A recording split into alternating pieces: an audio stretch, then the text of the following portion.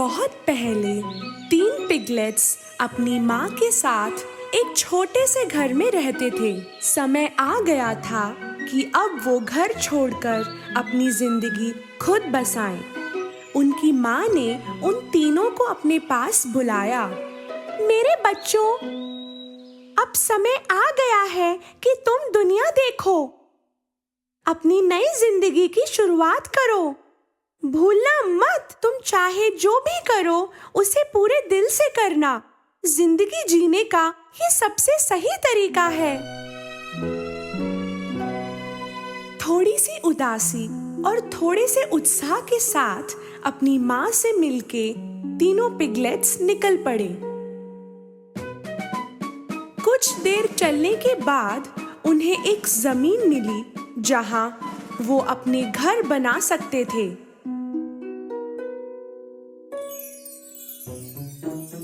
सबसे छोटे पिगलेट ने घास से अपना घर बनाने की सोची।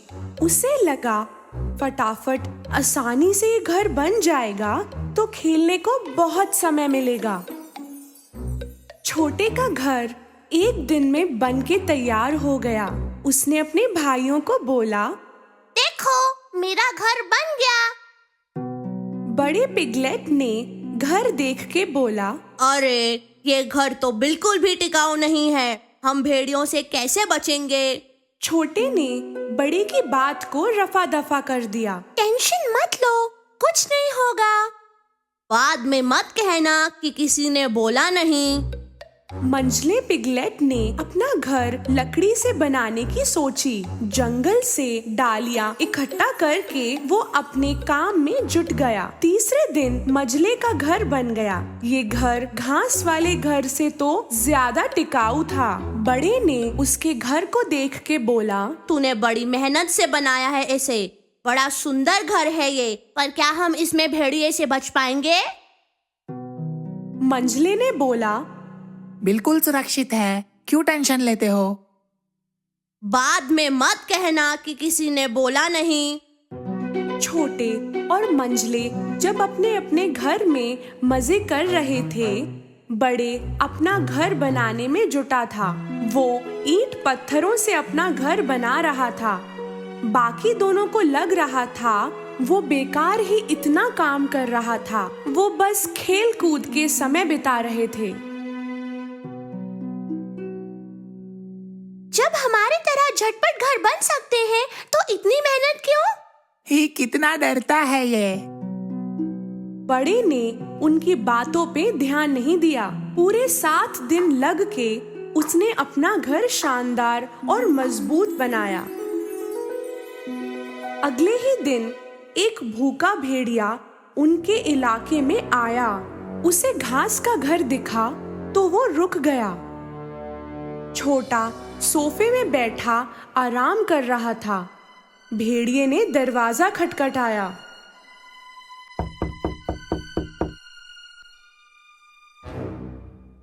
दरवाजा खोलो, मुझे अंदर आना है। नहीं खोलोगे तो 2-4 फूंक से घर तोड़ दूंगा। तुम कुछ नहीं कर सकते, मेरा घर टिकाऊ है। भेड़िए ने जोर से अपने मुंह से सांस छोड़ी और घर टूट गया। पर छोटा जैसे तैसे भाग निकला और दौड़ता हुआ मंझले के लकड़ी वाले घर में पहुंचा।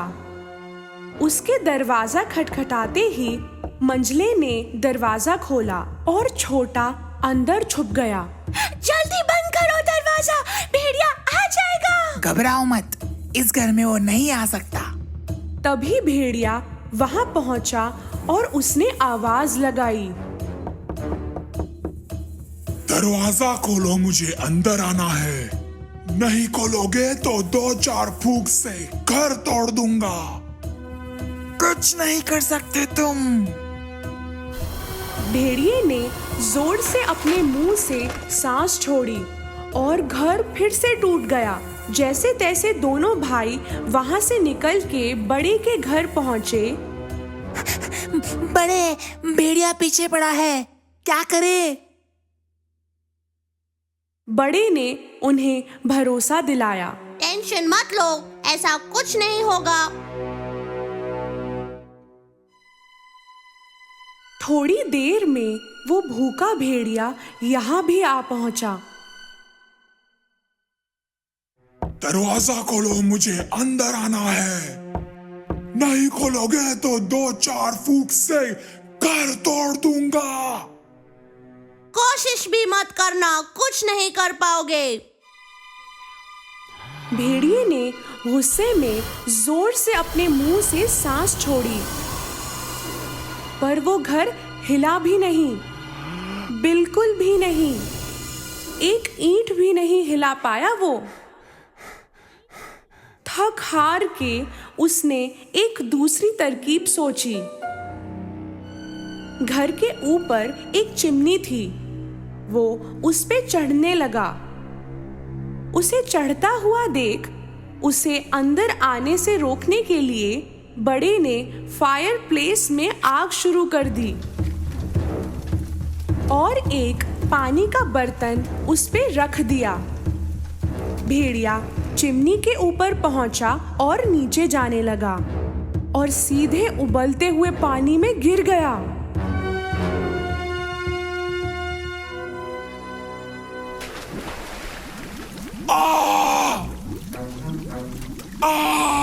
अरे बचाओ, जल गया रे। अरे बचाओ। भेड़िए को हराकर पिगलेट्स खुशी से एक दूसरे के गले लगे। तीनों भाई अगले दिन अपनी कहानी सुनाने के लिए माँ के पास गए। छोटा सबसे पहले बोला, आपने सही कहा था, जो भी काम करो पूरे दिल से करो, दिल लगा के करो तो कामयाबी मिलेगी। उस दिन से छोटे और मंझले ने आलस छोड़ दिया, बड़े की तरह मेहनत करने लगे और हंसी खुशी जिंदगी जीते रहे।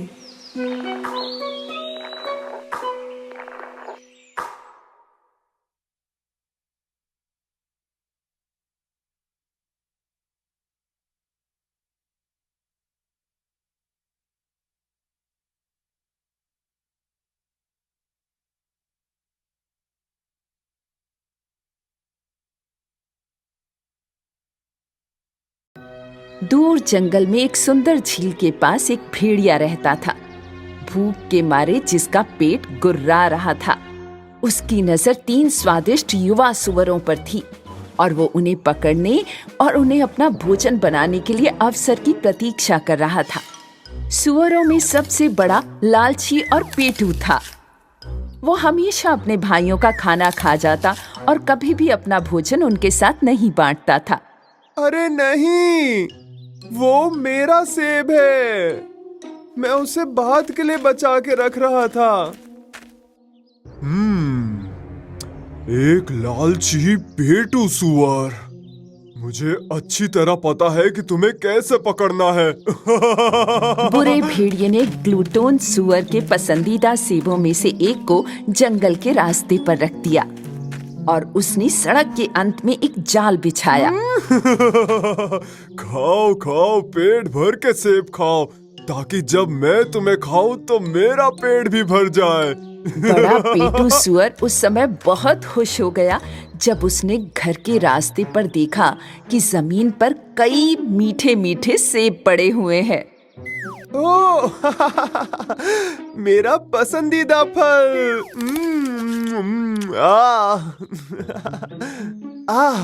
यहाँ एक और सेब है।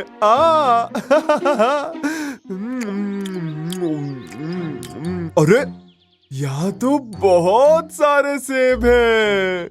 मैं इन सेबों को जल्दी से अपने साथ ले जाता हूँ, इससे पहले कि मेरे भाई देख ले, क्योंकि ये सारे मेरे हैं। जब बड़े पेटू सुअर ने आखिरी सेब लेने की कोशिश की तो भेड़िए ने फंदे की रस्सी खींची और एक बड़ा भारी जाल सुअर पर गिर गया। हालांकि बड़े सुअर ने खुद को बचाने की कोशिश की, पर वो जाल से बच नहीं सका। बचाओ, बचाओ, कोई मेरी मदद करो, यहाँ क्या हो रहा है? तुम मेरे जाल में फंस गए। मैं तुम्हें घर ले जाकर खाऊंगा, पेटू सुअर। तभी सुअर भाइयों ने, जो सचमुच भूखे थे, अपने भाई की आवाज सुनी। बचाओ, मुझे जाने दो, बचाओ। वे घबराते हुए जंगल की सड़क की तरफ दौड़े। उन्होंने देखा कि दुष्ट भेड़िए ने उनके बड़े लालची भाई को पकड़ लिया है। अरे नहीं, हमें उन्हें बचाना होगा।